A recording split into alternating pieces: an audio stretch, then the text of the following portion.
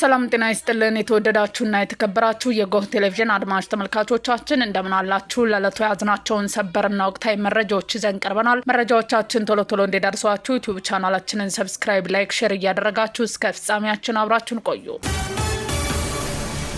ንጋት የበጎ አድራጎት ተራድኦ ድርጅት ታህሳስ 26 ቀን 2018 ዓ.ም ከተቋቋመ አንድ ዓመት መሆኑ ተገለጸ። በዕለቱ ለችግር የተጋለጡ ማህበረሰቦችን ለመደገፍ የምሳ ግብዣ ፕሮግራም አካሂዷል። በመርሃ ግብሩ ላይ የድርጅቱ ዓመታዊ ሪፖርት የቀረበ ሲሆን አዳዲስና ነባር ቦርድ አባሎችም ይፋ አድርገዋል። በዕለቱ የመክፈቻ ንግግር ያደረጉት የንጋት በጎ አድራጎት ተራድኦ ድርጅት መስራችና ዋና ስራ አስኪያጅ አቶ ንጋቱ እንደተናገሩት የዚህ ፕሮግራም ዓላማ ድርጅቱ ለተቸገሩ ግለሰቦች እና ቤተሰቦች የሚደገፈውን ድጋፍ ለማጠናከር መሆኑ ተገልጿል። በዚህ ፕሮግራም ላይ ዶክተሮች፣ ጋዜጠኞች፣ እናቶች፣ ልጆች እንዲሁም ጥሪ የተደረገላቸው እንግዶች ተገኝተዋል። ተራድኦ ድርጅቱ አቅመ ደካሞችን ከጎዳና እንዲነሱ በመርዳት የቤት ኪራይ በመሸፈን ምግብ በማቅረብና የጤና ችግር ያለባቸውን ወገኖች ለመርዳት ጥረት እያደረገ እንደሚገኝ አስታውቋል። ንጋት የበጎ አድራጎት የተራድኦ ድርጅት ህብረተሰቡ በበጎ ፈላጊዎችና አጋር ድርጅቶች በገቢ ማሰባሰቢያ መርሃ ግብሩ ላይ እንዲሳተፉ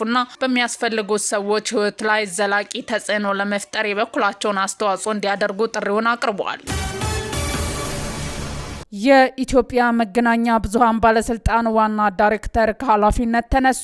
የኢትዮጵያ መገናኛ ብዙሃን ባለስልጣን ዋና ዳይሬክተር ዶክተር ሳምሶን መኮንን ከኃላፊነታቸው መነሳታቸው ተገለጸ።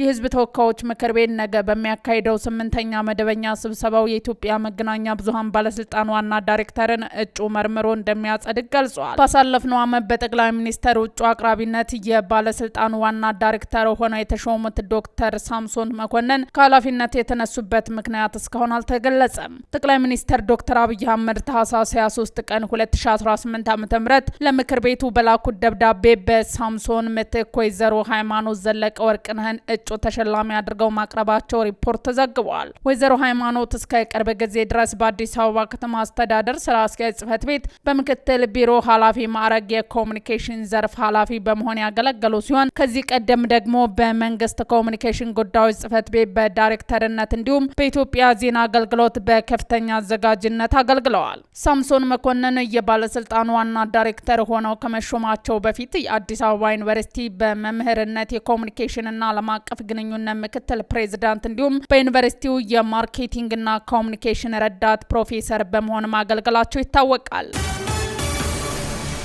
ኢሳያስ አፈወርቂ በቀይ ባህር መረጋጋት ጉዳይ ከሱዳን ሚኒስተሮች ጋር መከሩ። የኤርትራው ፕሬዝዳንት ኢሳያስ አፈወርቂ ከሱዳን የፋይናንስ ሚኒስተር ጀብሪል ኢብራሂምና የማስታወቂያ ሚኒስተር ካሊድ አላይሲ ጋር በትናንትናው ዕለት በቀይ ባህር መረጋጋትና በቀጠናዊ የደህንነት ጉዳዮች ላይ መወያየታቸው ተገለጸ። በኤርትራ ገጠራማ መንደር አዲ ሃሎ በተካሄደ ውይይት የሁለቱን ሀገራት ጥቅም ለማስከበርና በአፍሪካ ቀንድ ሰላምን ለማስፈን ቀጣይነት ያለው የፖለቲካ ቅንጅት አስፈላጊ ላይ ትኩረት ማድረጉን የሱዳን ዜና አገልግሎት ዘግቧል። በተጨማሪም ውይይቱ የሁለቱን ሀገራት የሁለትዮሽ ግንኙነት ከማጠናከር ባለፈ በተለያዩ ዘርፎች ትብብርን ማሳደግ በሚቻልባቸው መንገዶች እንዲሁም በቀጠናዊና ዓለም አቀፋዊ ወቅታዊ ክስተቶች ላይ ምክክር መደረጉን ተመላክቷል። ኢትዮጵያ የባህር በር ለማግኘት ጥረት ማድረግ መቀጠሏን ተከትሎ ፕሬዝዳንት ኢሳያስ ከቀይ ባህር ዳርቻ ሀገራት ጋር ያለውን ግንኙነት ለማጠናከር እየሞከሩ ሲሆን በቅርቡ ወደ ሳውዲ አረቢያና ግብጽ ጉብኝት አድርገዋል። አዲሷ የቬንዙዌላ መሪ ለትራምፕ ባስተላለፉት መልእክት ለህዝቦች የሚገባውን ሰላምና ውይይት እንጂ ጦርነት አይደለም አሉ።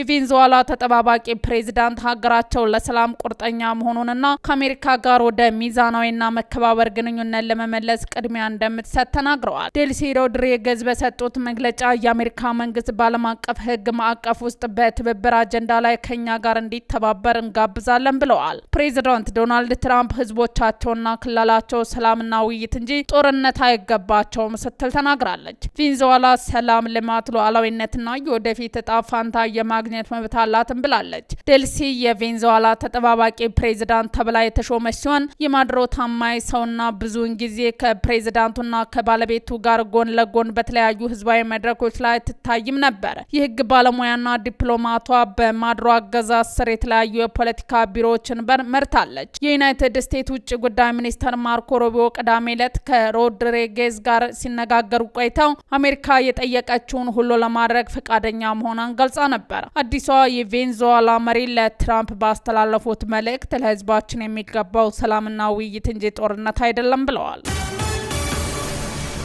ሶማሊላንድ አሜሪካ በቬንዙዌላ ላይ የወሰደችውን እርምጃ ደገፈች። ከሶማሊያ ተነጥላ ነጻ ሀገርነቷን ያወጀችው ሶማሊላንድ አሜሪካ በቬንዙዌላ ላይ የወሰደችውን ወታደራዊ እርምጃ ደግፋለች። የውጭ ጉዳይ መስሪያ ቤቷ እሁድ ዕለት ባወጣው መግለጫ የአሜሪካን እርምጃ በደቡብ አሜሪካዊቱ ሀገር ውስጥ ዲሞክራሲያዊ አስተዳደርና የህግ የበላይነትን ለመመለስ የሚደረግ ዓለም አቀፍ ጥረት አካል አድርጋ አቅርባለች። የሶማሊላንድ ሪፐብሊክ መንግስት አሜሪካ በቬንዙዌላ ህገ መንግስታዊ ስርዓት ዲሞክራሲያዊ እክልና የህግ የበላይነት ወደ ቦታቸው እንዲመለሱ የምትወስደውን የተመጠነ እርምጃ በመርህ ላይ በመመስረት ትደግፋለች ብሏል የውጭ ጉዳይ ሚኒስተሩ። ሶማሊላንድ ከአንድ ሳምንት በፊት የመጀመሪያዋን ይፋዊ ሀገርነት እውቅና ከእስራኤል ካገኘ በኋላ የትራምፕ አስተዳደርም እውቅና እንደሚሰጣት በተስፋ እየጠበቀች ነው። በአንድ የቤት ቁጥር ለ20 ሰዎች መታወቂያ ይሰጣል ተባለ።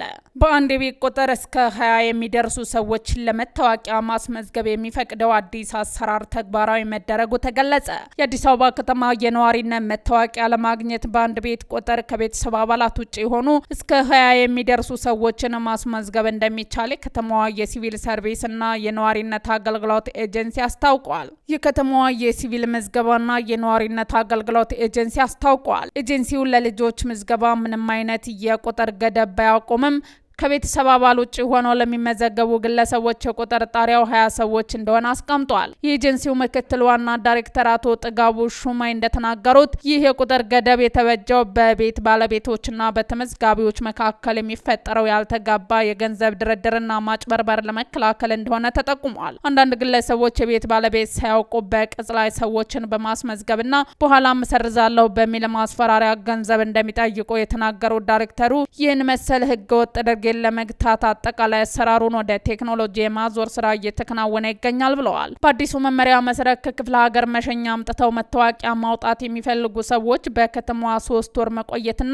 በቅጽ ላይ የሚያስመዘግባቸው የቤት ቁጥር ማግኘት ይኖርባቸዋልም ተብሏል። የተቀመጠውን የ20 ሰዎች ገደብ አልፈው የሚመዘገቡ ሰራተኞች ላይ ጥብቅ አስተዳደራዊ እርምጃ ይወሰዳል የተባለ ሲሆን በመሸኛ የሚሰጡ መታወቂያዎችን በተመለከተም ከአንድ ክፍለ ከተማ ወደ ሌላ ክፍለ ከተማ የሚደረጉ ዝውውሮች መረጃውን በበይነ መረብ የተሳሰረ በመሆኑ አሰራሩን ቀልጣፋ ያደርገዋልም ተብሏል። በአንድ የቤት ቁጥር ለ20 ሰዎች መታወቂያ ይሰጣል ተባለ። በአንድ የቤት ቁጥር እስከ 20 የሚደርሱ ሰዎችን ለመታወቂያ ማስመዝገብ የሚፈቅደው አዲስ አሰራር ተግባራዊ መደረጉ ተገለጸ።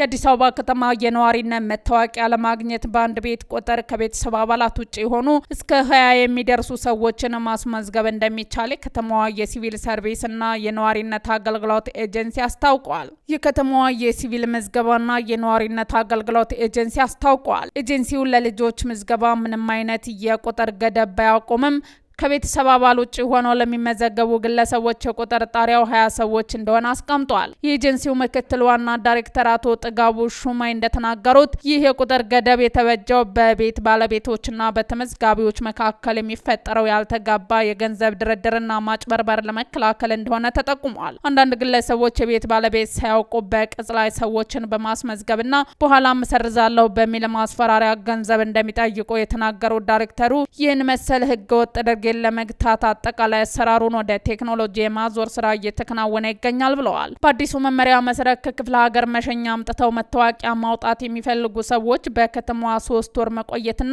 በቅጽ ላይ የሚያስመዘግባቸው የቤት ቁጥር ማግኘት ይኖርባቸዋልም ተብሏል። የተቀመጠውን የ20 ሰዎች ገደብ አልፈው የሚመዘገቡ ሰራተኞች ላይ ጥብቅ አስተዳደራዊ እርምጃ ይወሰዳል የተባለ ሲሆን በመሸኛ የሚሰጡ መታወቂያዎችን በተመለከተም ከአንድ ክፍለ ከተማ ወደ ሌላ ክፍለ ከተማ የሚደረጉ ዝውውሮች መረጃውን በበይነ መረብ የተሳሰረ በመሆኑ አሰራሩን ቀልጣፋ ያደርገዋልም ተብሏል።